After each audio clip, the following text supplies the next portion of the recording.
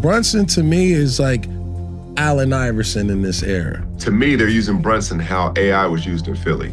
We were comparing Allen Iverson and Jalen Brunson. Iverson, all 5 players were trying to guard him. AI took the worst team in NBA history to the finals. He didn't win one. With Rick Brunson? I mean, He never got it done. I'm not on that. No, he had a great team. No, he didn't. He had a great team. No, he didn't. No, he had a great team that was like #1 in the East. He had the coach of the year, he had the defensive player of the year, and he had the 6th man of the year.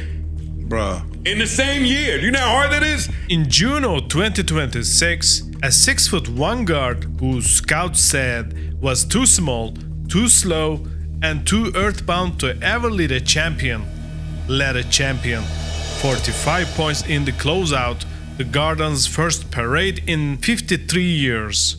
And the second that confetti hit the floor, a 25-year-old ghost walked back into the room because there was another 6-foot guard, another MVP, another impossible little man who dragged the city to the finals and lost. So the internet did what the internet does. It started keeping score, and the loudest take goes like this. Iverson had the MVP, the Defensive Player of the Year, the 6th Man of the Year, and the Coach of the Year. He had the #1 seed, and he is still lost. Brunson had less and won more. Every single one of those trophies is real. #1 seed is real, and the conclusion people are drawing from them is exactly backwards. Because those 4 trophies don't prove Allen Iverson was carried, they prove how little real help he actually had. Let me show you the receipts. Let's steel man the other side first, because it's genuinely the strongest version of the argument, and if we skip it, you'll never trust the rest of this video. The 2000-2001 Philadelphia 76ers were not some plucky little underdog on paper. They were stacked with hardware, 4 major end-of-season awards on one roster in one season. That is genuinely rare air. You can count the teams that have done that on one hand. And it wasn't cheap hardware either. Iverson didn't squeak out his MVP, he won it in a landslide. 93 of 124 first place votes, beating peak Tim Duncan and peak Shaquille O'Neal by a mile. The Sixers went 56-26, best record in the East, #1 seed, their best regular season in 15 years. They started the year 10-0. So if you only look at the trophy case, the story writes itself. A loaded team, an MVP, and a choke job in the finals, case closed. Except a trophy case doesn't play basketball, people do. So let's ask a question nobody asks. Who exactly were these 4 trophies? Start with the Defensive Player of the Year, Dikembe Mutombo, Hall of Famer, 4-time Defensive Player of the Year, the finger wag, an all-time great rim protector, no argument. But here's the part the take always leaves out. Mutombo wasn't a Sixer for most of that season. Philadelphia traded for him at the February deadline. They shipped out Theo Ratliff, Tony Kukoc, and Nazem Muhammad to Atlanta to get him. He played 26 games in a Sixers jersey before the playoffs, 26, and he gave them 11 points a night. Understand what that means. Their big midseason swing, their DPOY, was a defensive anchor who could not create offense.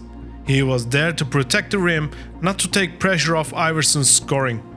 Now the 6th Man of the Year, Aaron McKie. Tough, smart, beloved in Philly, a genuinely good player, but read the award out loud. 6th Man, the trophy that exists specifically to honor the best guy coming off your bench.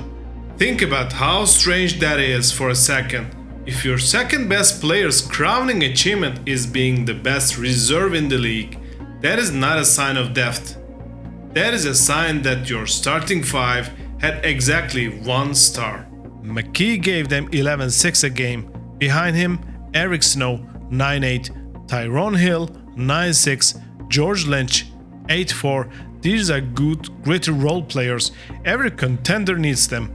Not one of them could go get you a bucket when the shot clock hit 4 and the play broke down. And the big one, the tell, Larry Brown, Coach of the Year.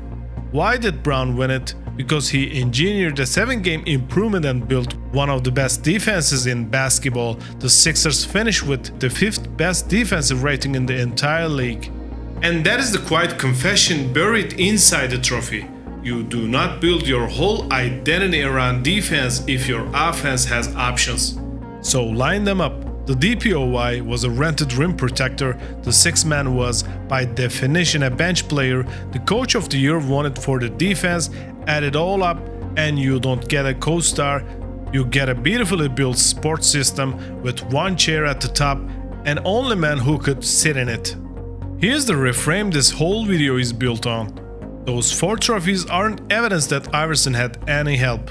They are evidence of the exact opposite.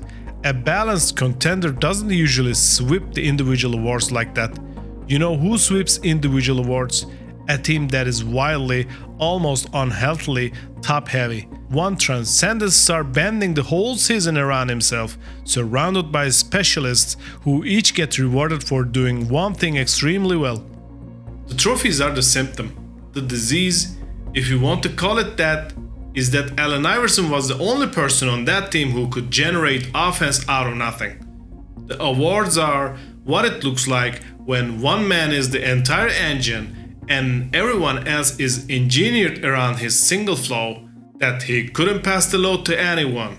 Now, I told you at the top I wasn't going to hide anything from you, so let's deal with the best counterpunch on the other side has: efficiency. Because someone is already typing it, Iverson was a chucker, 42% from the field for his career, bad shot selection. Maybe the offense was the bad because he was inefficient, and that is not nothing. Iverson was a volume scorer, the efficiency was never elite. But flip it around, why did he have to take 30 bad shots a night? Because if he didn't take them, who else was going to? Efficiency is a luxury you earn when you have a second creator to share the burden. Stephen Curry gets to be efficient because defenses can't load up on him. Iverson got the entire defense, every possession, for 40 plus minutes, with a rented center and a bench award next to him. His efficiency wasn't a character flaw, it was a job description. The job was score against a defense that knew you were the only option and do it anyway, and he did it better than almost anyone in the history has ever done it.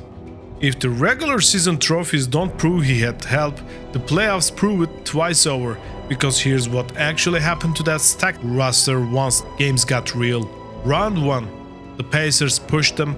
Round 2, Vince Carter and the Raptors took them to a Game 7 that came down to the final shot. Carter's jumper at the buzzer rimmed out, and Philadelphia survived by a single missed shot. But in that same Game 7, Iverson already left a piece of himself on the floor. He badly bruised his tailbone. It was so bad he could not play Game 3 of the next round against Milwaukee. The MVP, the scoring champ, sat in a hotel room while his team played a conference finals game without him. And it wasn't just him. The role players, the help, were falling apart in real time.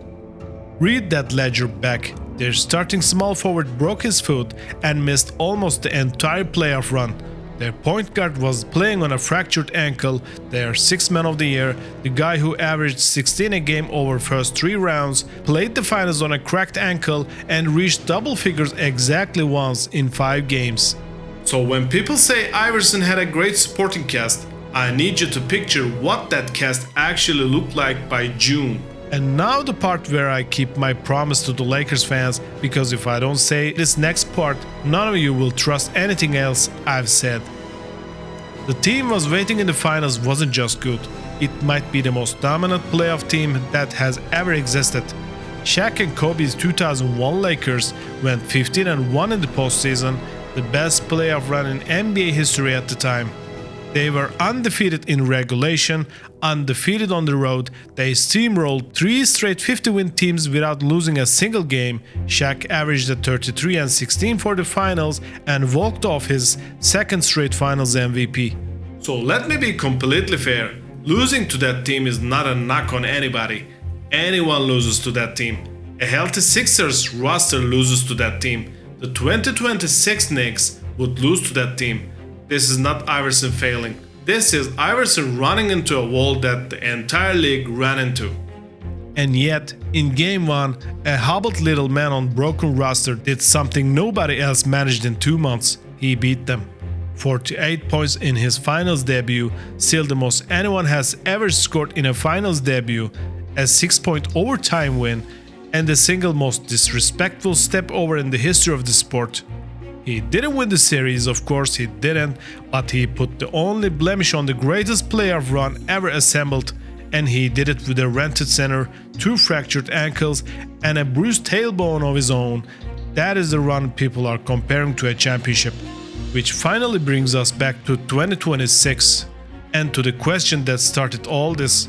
If Brunson and Iverson are the same kind of player, small, fearless, impossible, then why did one get a ring and one got a game 1 and a heartbreak? And I want to be careful here because the lazy answer is Brunson had a super team and coasted, and that is just not true. Brunson carried. He led the entire 2026 playoffs in scoring.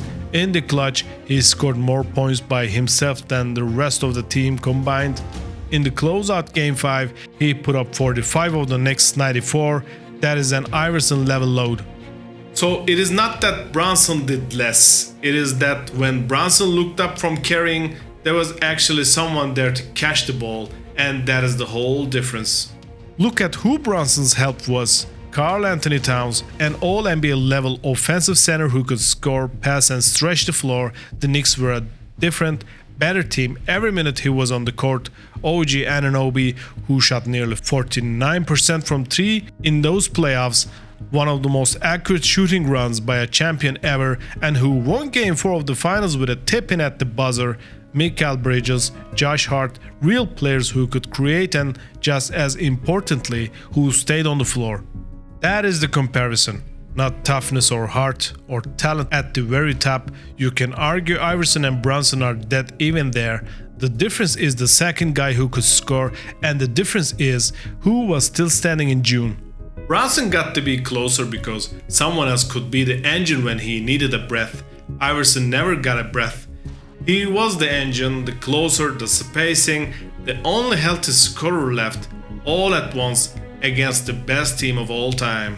So here's where I land, and then I'm going to hand it to you because this one genuinely belongs in the comments. The ring matters, always mattered. Brunson has the thing Iverson chased his whole life and never caught, and no amount of context erases a banner. That is real. But if the argument is Iverson had more help, so his run means less, that argument is dead. The trophies that look like help were actually proof of its absence. So I'll ask you the real question: if you gave 2001 Iverson to the 2026 Knicks roster, a healthy Towns, a sniper like Anunoby, does he win 3 rings? And if you gave Brunson the 2001 Sixers, the rented center, the broken foot, the fractured ankles, does he even survive the second round? Tell me down below and be honest, because I think you already know the answer, and I think it is the answer nobody on either side wants to say out loud.